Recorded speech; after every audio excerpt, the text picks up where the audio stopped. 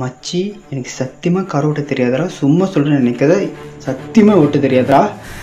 நான் தெரியாத விட்டு எங்கே போய் விட்டேனா எனக்கு பயமாக இருக்குடா, நான் வரல. ஒரு நிமிஷம் இங்கே வா.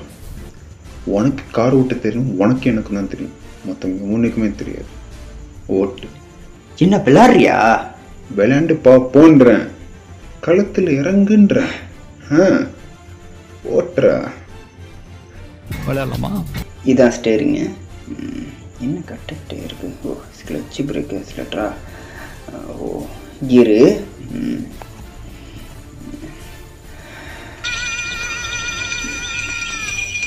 அப்பனே முருகா.